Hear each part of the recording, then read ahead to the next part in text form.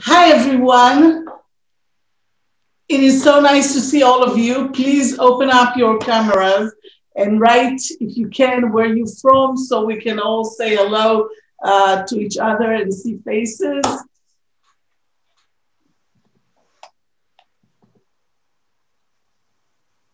Thank you. Well, my name is Naama Shpeder, and I am the director of the Division of Graduate Studies at the Hebrew University of Jerusalem, the Rothberg International School.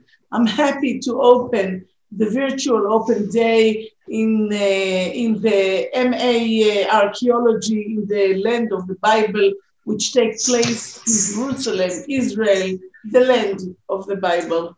I hope to meet each one of you next year and welcome you in Jerusalem. Let me tell you a little bit what we're going to have in the open day. We'll introduce you to all the people, the head of the Archaeology Institute of the Hebrew University, the head of the academic head of the program, a student that study here in our program, the admission coordinator. All of us here will try to convince you as best as we can to come and join us in Jerusalem. So now I would like to introduce you to, let's see by the head, the Israeli Indiana Jones, the first Israeli leading archaeology, Professor Yossi Garfinkel, whom we are proud to have on our faculty. Professor Garfinkel, please, the floor is yours. Hello, everybody. I'm very happy to be here today with so many people interested in what we are doing. I'm the head of the Institute of Archaeology. This is the oldest institute of archaeology in Israel and the oldest university in Israel. And we are excavating since the late 1920s. So it's about 90 years of archaeological research in Israel in all periods and all regions. And we really discovered most of the archaeological major sites that has been excavated in Israel. Personally, I started as a prehistorian and I excavated Neolithic site where we have a lot of these beautiful mother goddess figurines. And they were about 8,000 years old.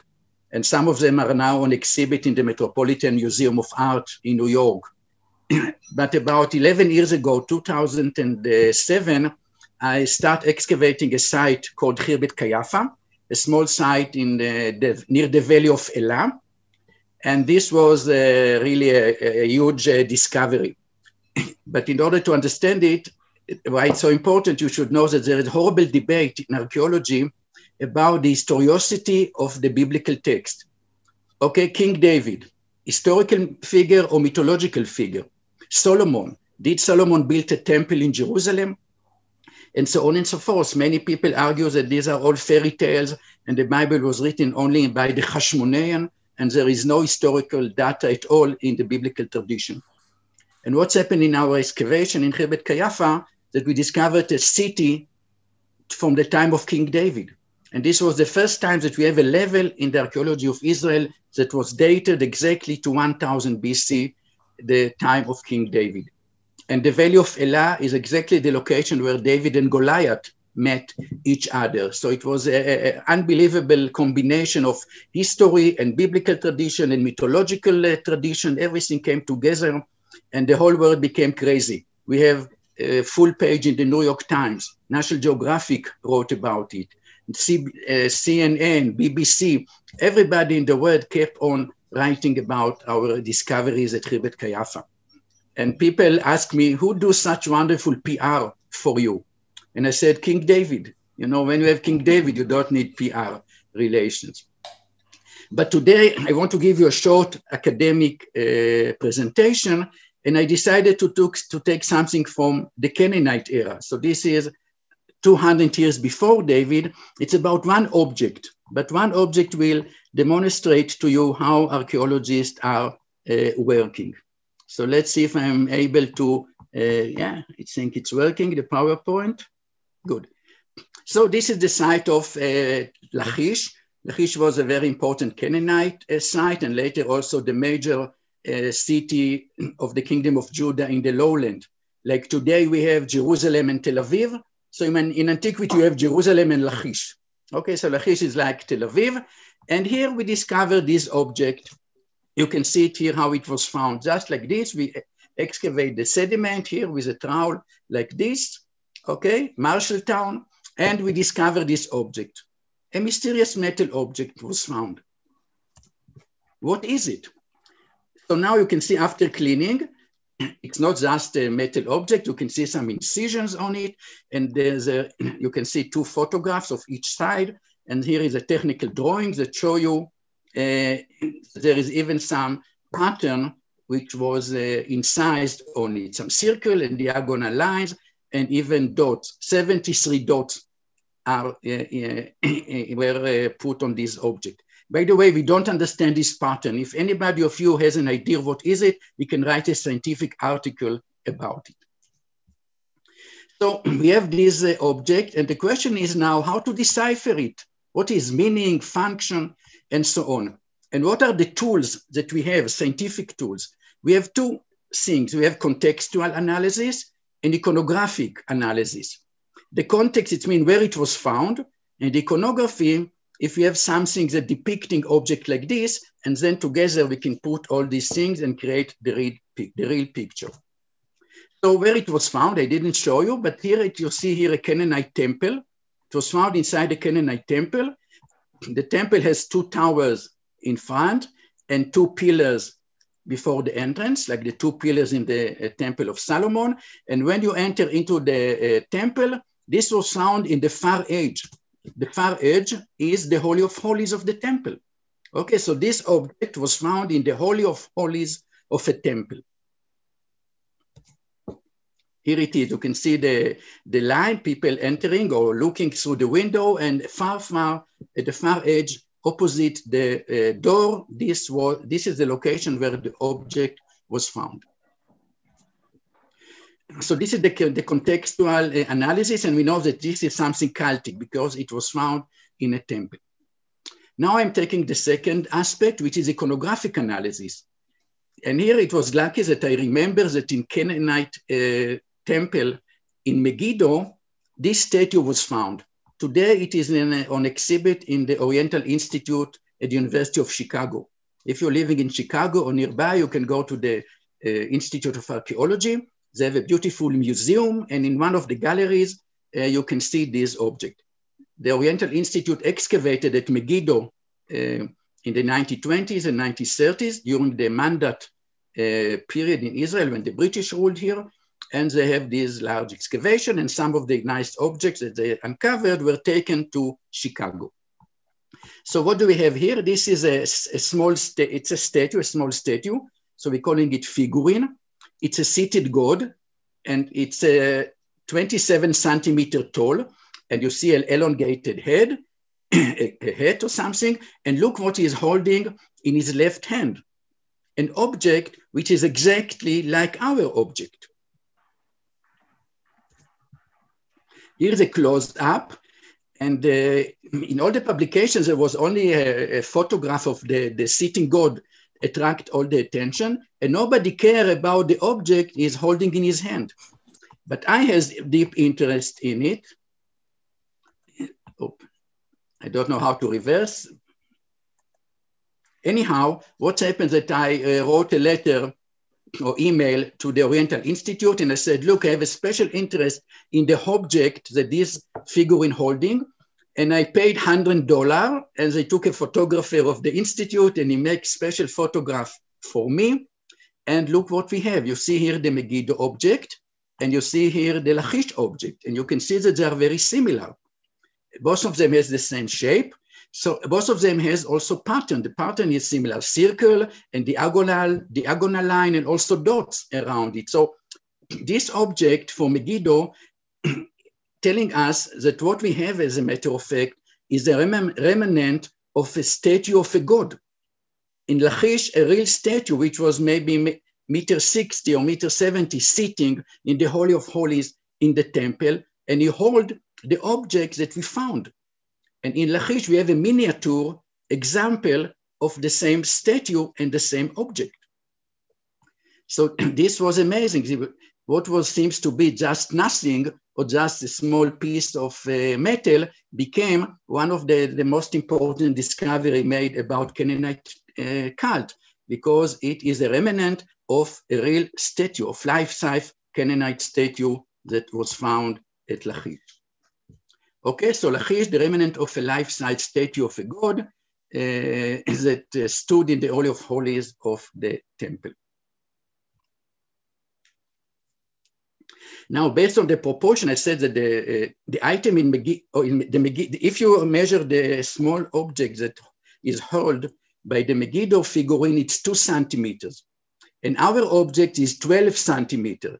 It means that it's 6 times bigger. So if the statue in Megiddo is around 30 centimeters, so you make it 6 times bigger, it became about 1.80 meters. Okay, so it was really a large statue. Now you can ask me, so okay, you have the scepter that the god hold in his hand, but where is the statue? Well, statues in the ancient Near East were made from wood and they were covered with gold. And of course, the wood decayed or was burnt, and over time, and the gold was robbed. But this scepter somehow felt, and nobody took it, and it was left for us. So we were quite lucky, at least, to find this remnant of the life-size statue. What do we know about life-size statue? Because they were never found. We have this Assyrian relief showing Assyrian soldiers carrying away life-size statues which were looted for a Phoenician city somewhere in Lebanon or Syria. And you can see that each one of these gods holding something in his hand. This one, for example, has an axe and some other weapons. And the other one also holding something, and also this figure here. So we don't have the statue, but at least we have the object which this god hold in his hand. Now let's look at we are closing, we have 2 more slides. Now, in the biblical tradition, we have the story, the tradition about Moses. And Moses in Egypt and later in the desert is able to make miracles. But regular person cannot make miracles. So how Moses making the miracles? The Bible says that he has the staff of God in his hand.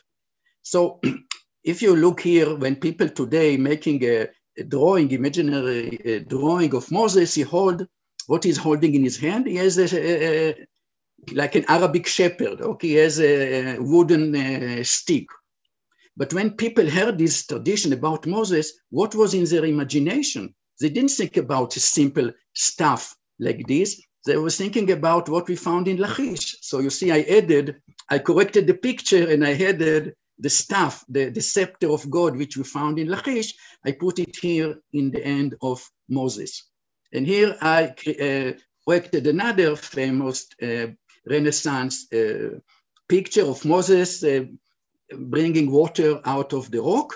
And in the original drawing picture, you have just a wooden stick, but a regular wooden stick wouldn't do the job. You need to have the scepter of God. You need to have a divine power in order to create miracles.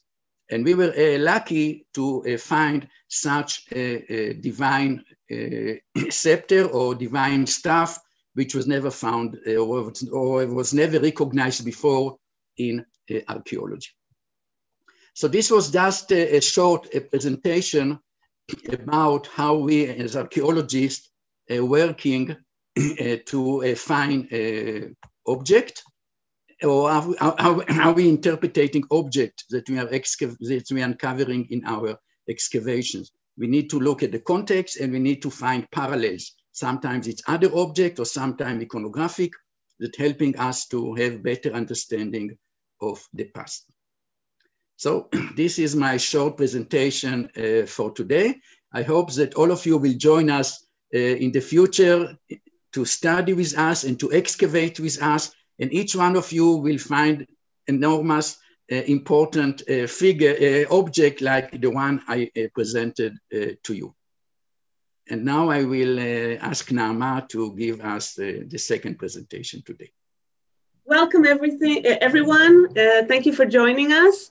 I want to give a little taste about questions that bother me while working on my excavations at Tel Abel Bet Maacha. I'll show where it is in a minute. I just want to mention that this is, I'm kind of wearing two hats. I am an archaeometallurgist. I work on ancient metals and their provenance. And I'm also a Bronze and Iron Age archaeologist. And so in immediate continuation from the things that Yossi described about the debate over the historicity of the Bible, I would like to address the very famous phrase, Dan to Beersheba, okay? This is a phrase that describes the entire the length of the country that was supposedly under the rule of the United Kingdom and the divided kingdom, the larger Israelite kingdom. And you can see that Dan is located right here, on the very, very north of, you can say, modern Israel, and Beersheba in the south. Both of them were very important cultic centers. And you can see here that these sites, this is my excavation here, Tel Abel Bet Maacha.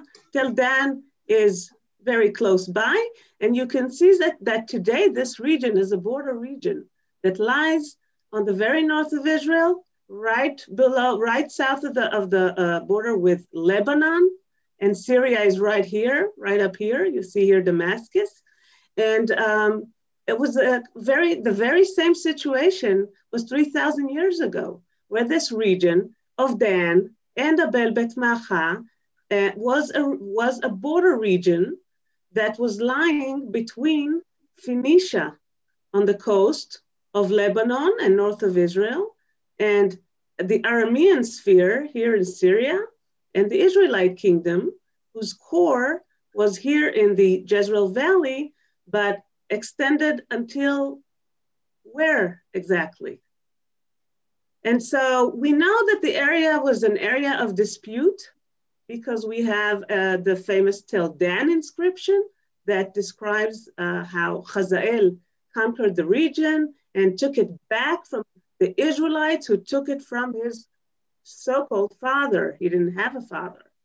And this is also described in the biblical text, many encounters between the Arameans and the Israelites. And we know of two biblical traditions about the region being conquered. The first one from the beginning of the 9th century, Ben-Hadad I. He's an Aramean, and he supposedly conquered in the beginning of the 9th century all these cities. You see Ion, it's right north of Dan and Abel Bet Maacha, and Kinnerot, that's like Kinneret, and all the land of Naphtali, and then later an Assyrian king, Tiglath-Pileser, supposedly conquered in the 8th century the region.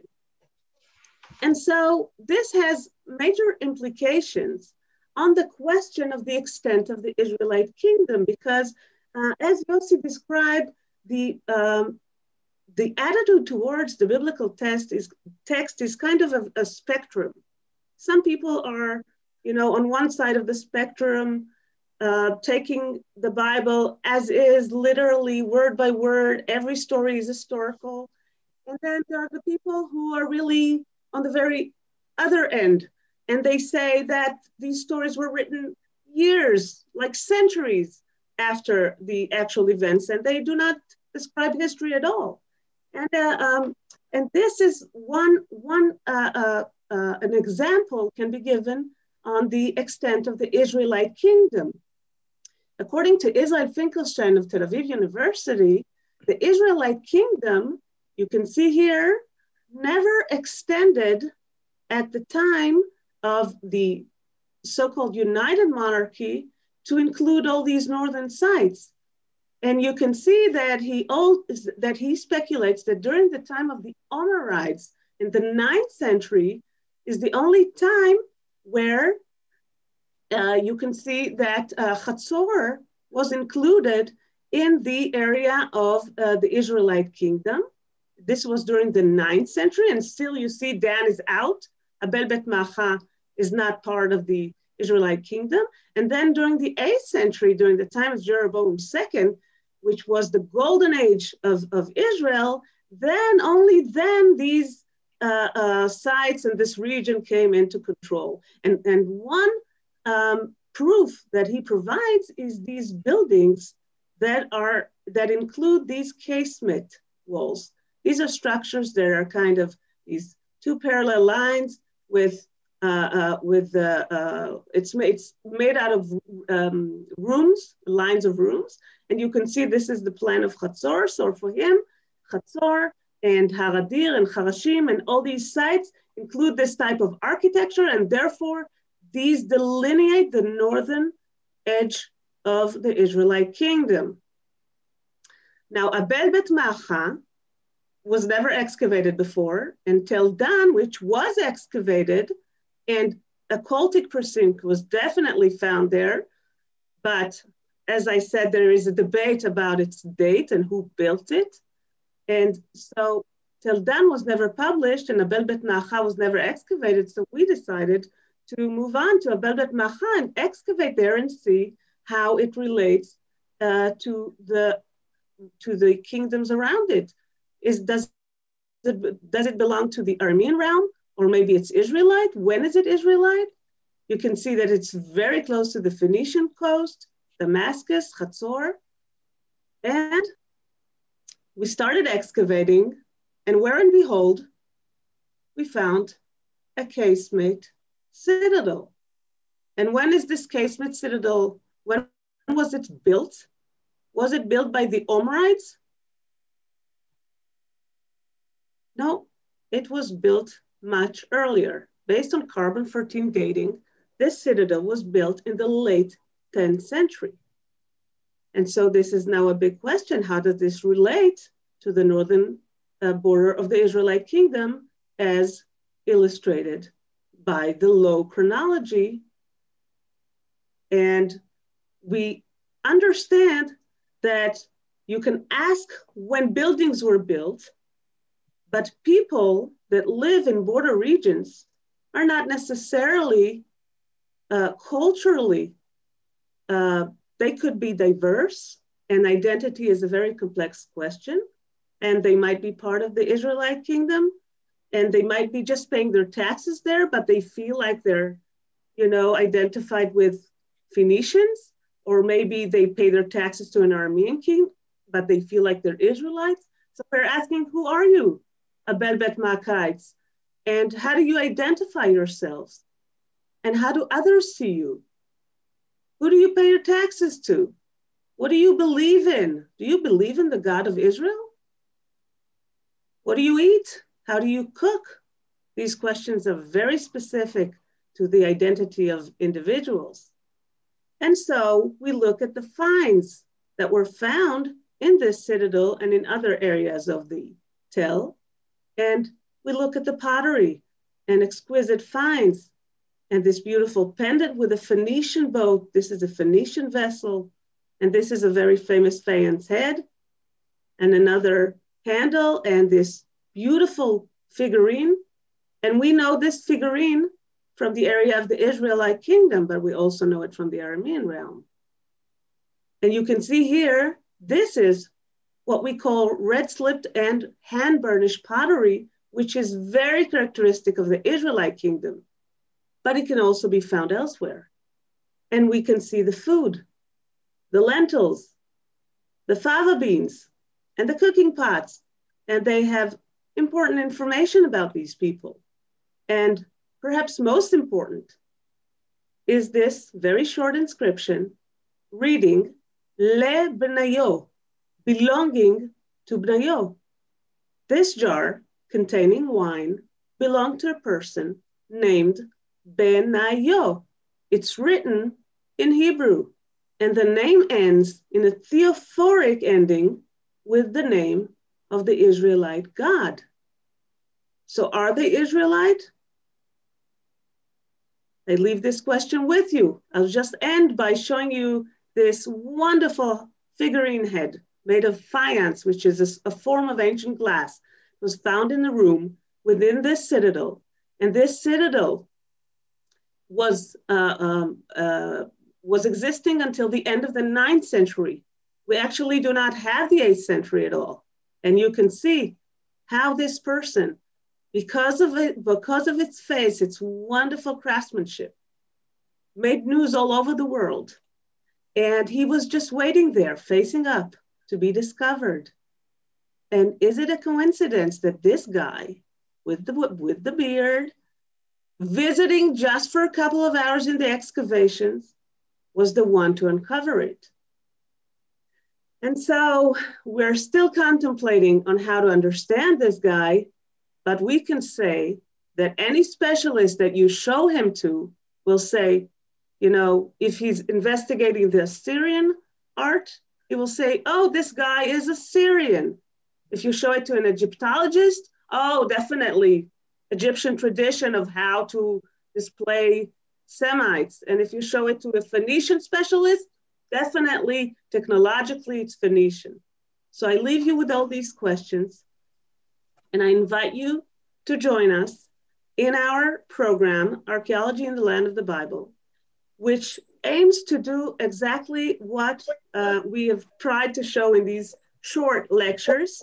We would like to teach archaeology, what we call from the ground up, by looking at the data, the field, the excavations, the surveys, the analysis of artifacts, and building our history through these artifacts and through this data. And only then looking back at biblical and extra-biblical texts and showing how these can all come together to describe an ancient period in the land of Israel. So in order to do that, we invite you to come and be involved in one of two tracks. One, an unresearched track, which extends over 2 semesters and an excavation season. And it's a very intensive course, we know. It's a 40 credit program, and you will be doing a lot of reading and a lot of hands-on activity. And you might choose to be with us for 2 years for the research track, where you will be studying a little less credit points, but will be engaging in your own research work. And the courses that we plan to teach, they are basically beginning in the Bronze Age in the early cities. And our first course, the first course that you will be studying will be about the Bronze Age Canaanite city-states. What is the Canaanite culture? How did these cities evolve?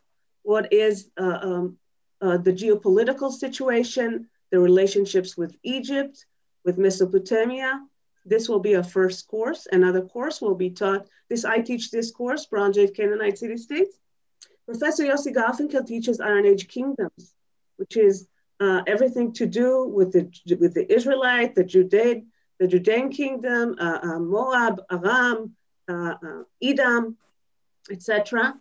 You will get all the necessary background that you need in order to be able to understand the history of these periods, the archaeology and history of these periods. We have Dr. Matthew Sasnow, who will teach a seminar on Canaanite cult, on temples and cultic practices, using texts and archaeology together, ancient Near Eastern texts and the Bible. Archaeological sciences will be taught in the different laboratories of the Institute. In our Institute, we have several laboratories. Some of them deal with material science, others with 3D scanning. We have a conservation laboratory, and we ask you to visit each and every one of these laboratories and then choose one for a personal project. Dr. Nava Panitz-Cohen is a specialist of ancient pottery, and she will be using the collections, the pottery collections that are unique in the entire country, which contain collections of each and every period that we engage with, and she will be teaching hands-on and theoretically the ancient pottery of Israel. And we have another course, that I will be giving, which will be held together with the Israeli students. And it will deal with the complexity of the Mediterranean trade.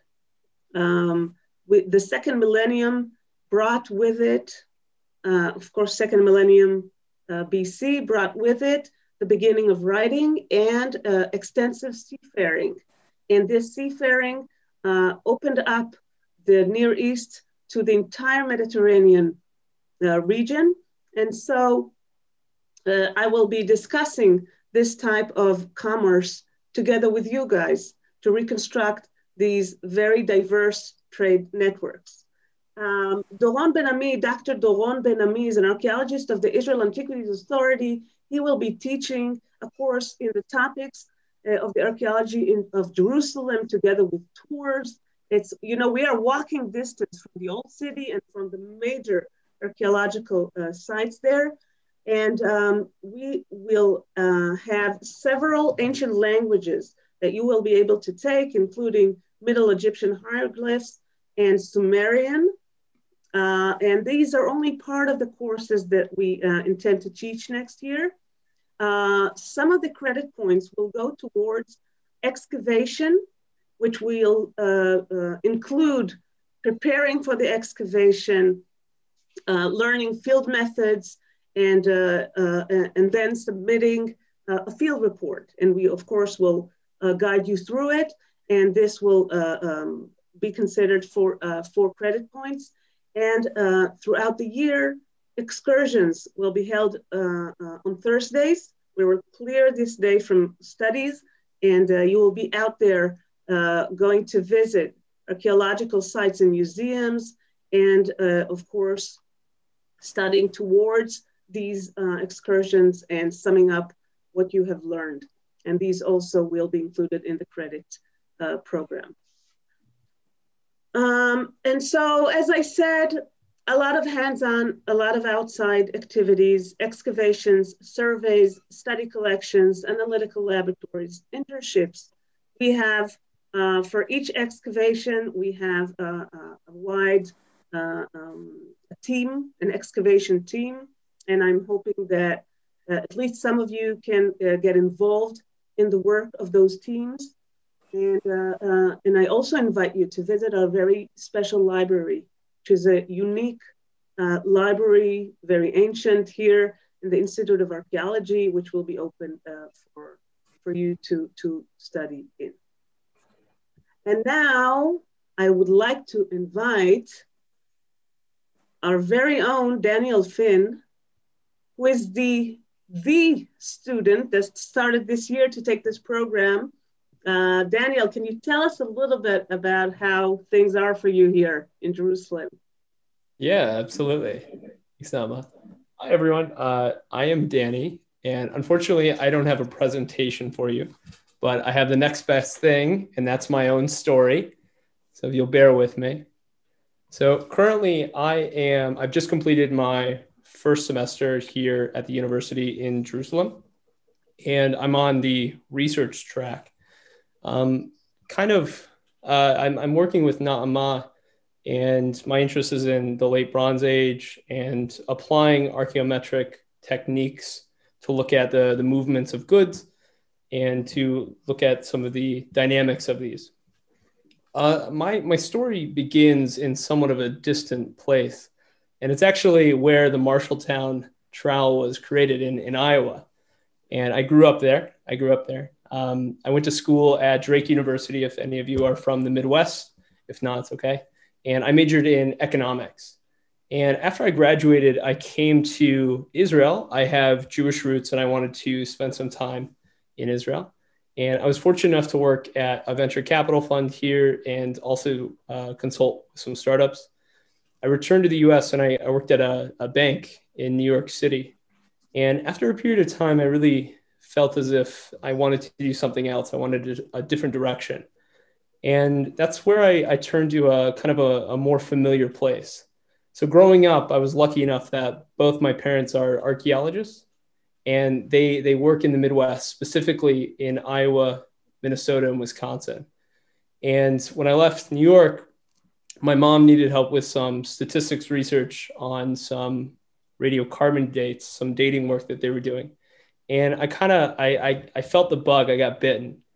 And after working with for some time in Iowa, conducting archaeological surveys, digging, writing up reports, I decided I wanted to pursue the career in grad school. And when I made that decision, I really turned back to my time in Israel, and I had felt a connection there, and I wanted to return there. It was lucky. I reached out to Naama, and we had a connection. I was very interested in the work she was doing, and she graciously let me come to the university. We'll see if that works out. I hope it will. And really, my time thus far, I'm going to kind of summarize that in 3 points. So first, I want to say it's been truly amazing professionally to be here in Jerusalem and to have access to the materials here, to be studying here in places that you connect with. And I really think that's why this degree was in Hebrew University was really advantageous and really attractive to me. Second, I'm on the research track. I wanted to write a thesis. I have a lot of ideas and I want to put them down. And the program was very flexible, and it was very encouraging for those who wanted to take that extra step and to contribute their own research and dive into something. Every professor I've had has been encouraging about that, and it's been wonderful. And lastly, on the personal side of Jerusalem, it really is another world to live here, coming from the States, having spent time in Europe. It is Yerushalayim. It is the only place in the world like it. It is a mixing pot of cultures, technologies, ideas. And to live here and be a student here, especially on Mount Scopus, it's been truly wonderful. So my experience thus far has been amazing. And it's been very enriching professionally and personally. And I think looking back as I advance on in my career, this is going to be one of the best decisions I've made. So with that being said, I'll pass it to Naama to kind of continue more information on the university.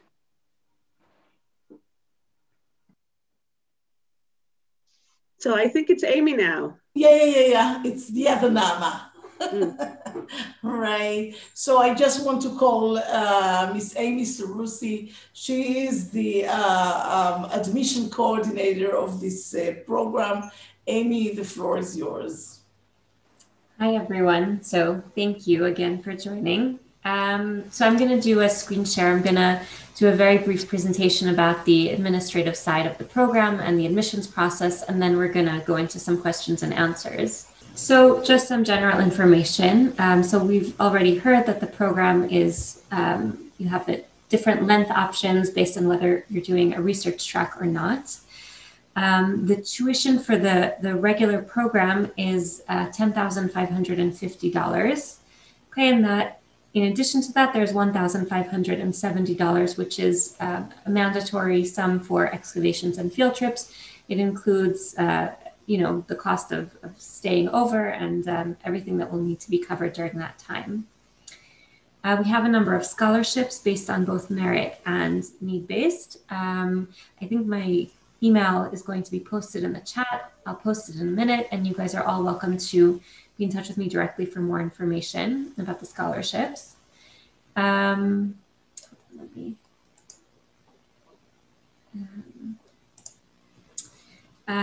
do you apply? So the admissions process goes as follows. Students submit their applications online, and you have the link right here. It will also be posted in the chat.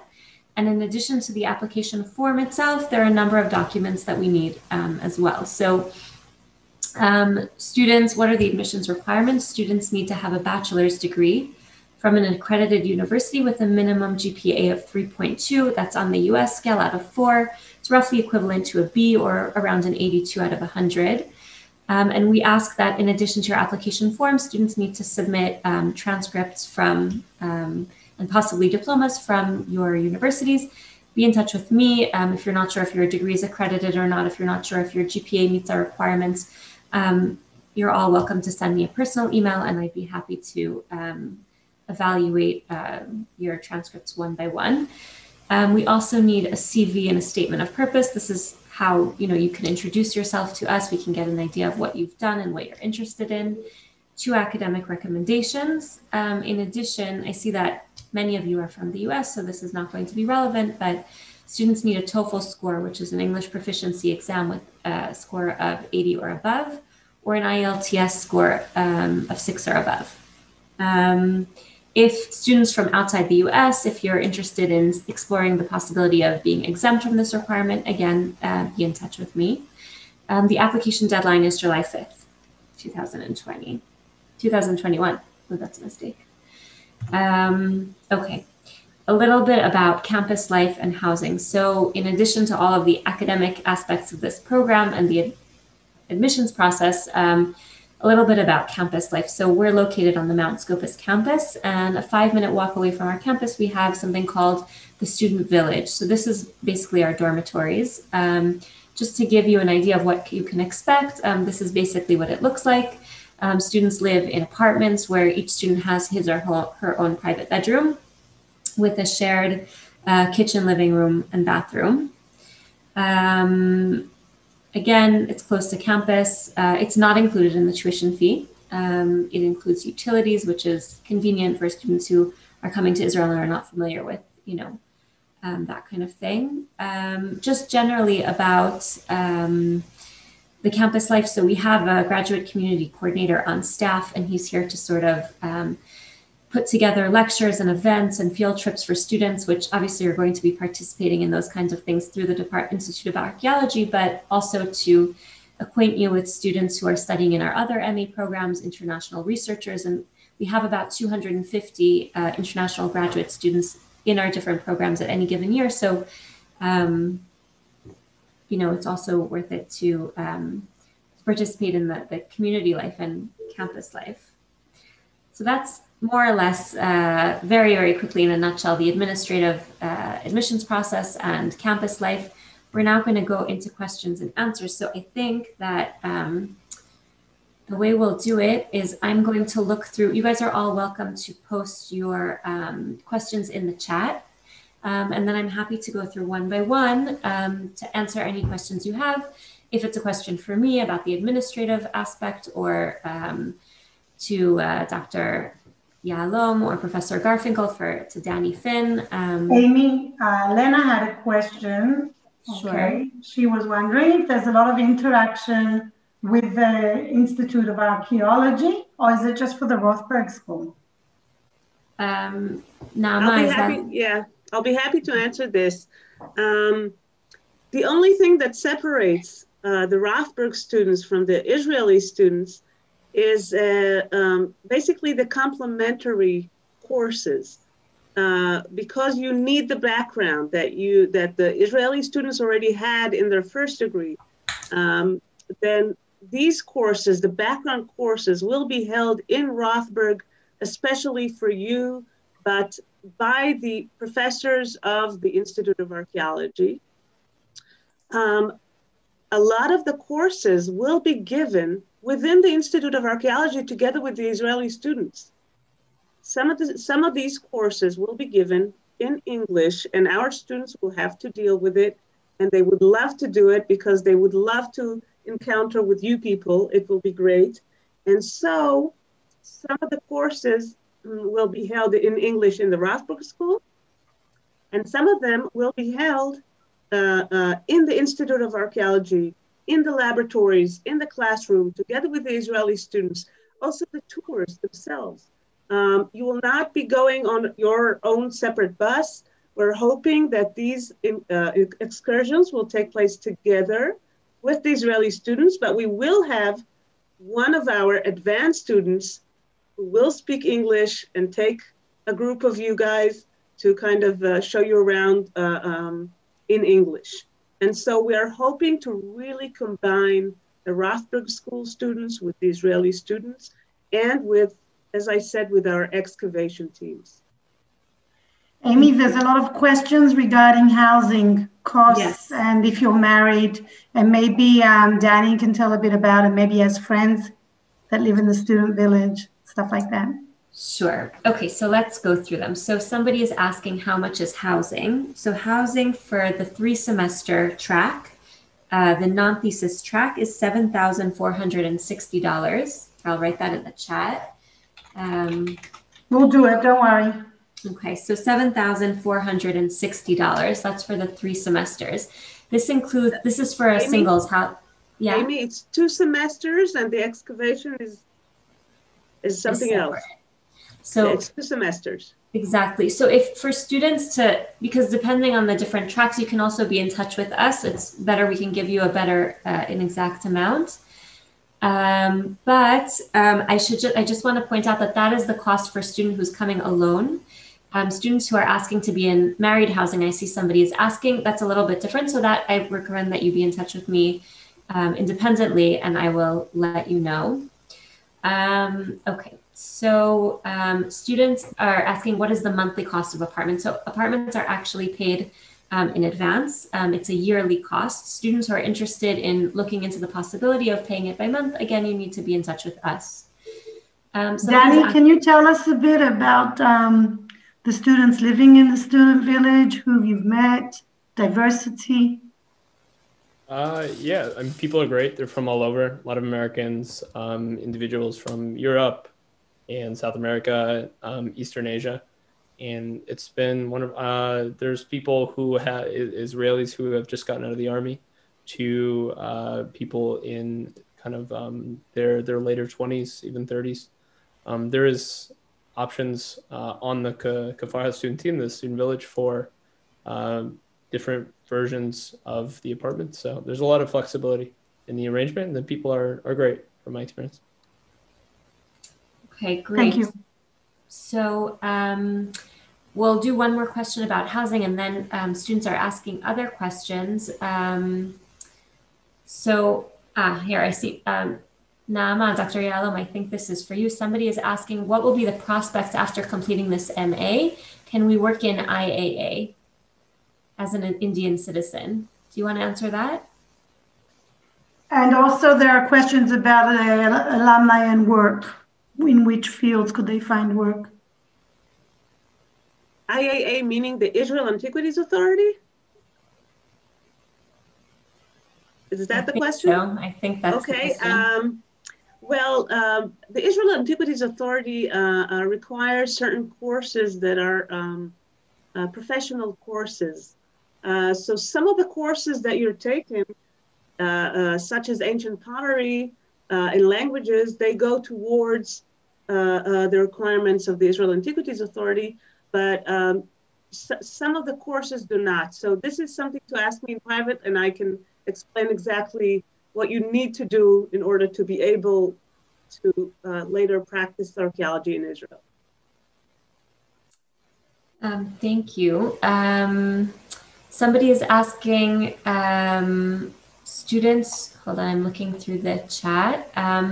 There's a question here, if someone is more senior, can they just audit the courses without seeking a degree? At the Rothberg International School, we have we have 3 frameworks. One is to join the full MA program, and then, to do all of the courses and to meet all of the requirements of the program, even though you're not looking to continue it on the field. We also have a graduate non-degree program, which is for students who are interested in just taking, it could be 1 or 2 courses, and it could be a full course load, but it gives them flexibility and they're not constrained to meet any degree requirements. But that doesn't give you the option to audit in the traditional sense of just coming in without going through the formal admissions process. Students who are not looking to go through the formal admissions process there's a different place called Machon Magid on campus, and these students can register that way. I suggest being in touch with me by email, and I'll give you more information of that. We will put on the chat the website of Machon Magid. Great. Okay. Okay, so what else are students asking? Students are asking Naama to understand a little bit more about modern Hebrew. Is there the option of taking courses in modern Hebrew for whoever has a high enough proficiency level, and what the modern Hebrew requirements of the program are? So the program is in English. It's not in Hebrew. If you know Hebrew and understand Hebrew, you're able to take a course in Hebrew, then definitely, yes, you will be able to take other courses that are given in the Institute of Archaeology. Yes. Okay, somebody is asking, what is the impact of COVID? Okay. In the world? So we were waiting for this question. So right now, this year, unfortunately, the studies were held online, but we're fully hoping Israel is well on its way to being vaccinated. I think it's over 60% of the population have had their first vaccine. The goal is for most of the population to be vaccinated by October, and we're hoping to hold studies on campus. Today, the president sent out an email to all students that on the 4th of April, and here Lee and Elad are nodding their heads, and Danny too. 4th of April, all students are back on campus in Israel. Yes. Okay. So obviously, there are certain administrative things that, we need to be doing now that there is COVID, certain things having to do with visas, but that's information that we walk you through when students are accepted to the program. But yes, our goal is to have classes on campus and to, as much as possible, have a regular program. Dr. Yalom, somebody is asking, is this MA designed for people who have not studied archaeology before? What kind of a relevant background in the field do students need to have in order to be eligible for acceptance? Okay, so we will prefer if we are being approached by many students, we will prefer those with a background in Near Eastern archaeology or some kind of archaeology. But we are giving the information that is needed for someone who is not knowledgeable in archaeology. We have a course given by one of our lecturers that is called Archaeological Method and Theory, and it gives the basic information on archaeology, stratigraphy, excavation, field methods, etc. And so we're hoping that students without background, with proper reading, will be able to join us on the program. There also is a question, what does a typical week look like, the workload? And I just wanted to mention that also international students were vaccinated and we took really good care of them. I forgot to say that before. The only thing that I can say now, and I will be able to send a schedule sometime soon, is that Thursdays are reserved for field trips. We're not going to have a field trip every week. It also rains. But we will have several field trips throughout the year. So Thursdays are free unless there is a field trip. And otherwise, we will try to concentrate the courses from Monday to Wednesday, but I can't promise that Sundays will be left empty. In Israel, Sunday is just a regular day. So we'll have to see about that. But of course, I encourage everyone to use the weekends to travel around, definitely. Somebody is asking here, is there an age limit on the student housing? Are older students able to live in student housing? Absolutely, the answer is yes. If you're coming alone, then you'll be in the apartments that I showed you before in the presentation. And if you're coming with family, then we have family housing. Naama, a couple more questions for you. So somebody is asking, how competitive is the admissions and is there a PhD program? So it looks like a lot of students are, and then I'll tack on one more question to that. Somebody who's asking if they already have an MA and a PhD in a similar field, in this case, biblical studies, would that be considered a relevant background for archaeology? Definitely. What was the first question? PhD program. Yeah. We are not inclined into accepting people directly into PhD programs, although we will consider individual requests. But we are hoping that after taking our graduate, our 2-year research track, then some of you would definitely will want to continue, and we will be happy to see people go through the PhD program. Okay, great. And one more, students are asking about the competitiveness of admissions. So, you know, in my presentation, I mentioned that students need to have roughly an 82 average out of 100 and academic recommendations, and they need to meet certain things in order to be eligible to apply. But once students meet those criteria, how competitive at that point will be the admissions? How competitive? I don't know. We'll have to wait and see. I'm hoping to accept, you know, as many as we can. Of course, the program is limited. The spots are getting filled very quickly, but we are happy to accept anyone with a strong interest and a solid background in academia, and it doesn't matter which academia, but there will be a lot of reading, there will be intensive courses, and so you will need to put in a lot of work, and you have to be ready for that. And if you feel that you're up to it, then there's no reason that we will not accept you. Well, we have 1 minute left, and I would like maybe Yossi, you would like to wrap up and say just a sentence of something clever, as you know. Well, I'm happy to see so many people as interested in our program, and you are all welcome to register.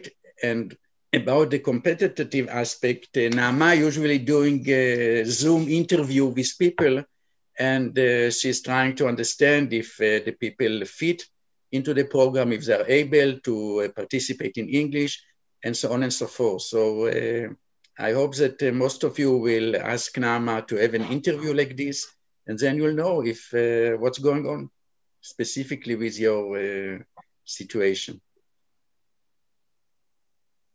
I would like to say thank you very, very much to everyone. We will be sending you tomorrow, the day after, also a recording of this evening, and all the questions and answers you asked in the chat. We will take care of them and send them to you. You don't have to memorize anything off by heart.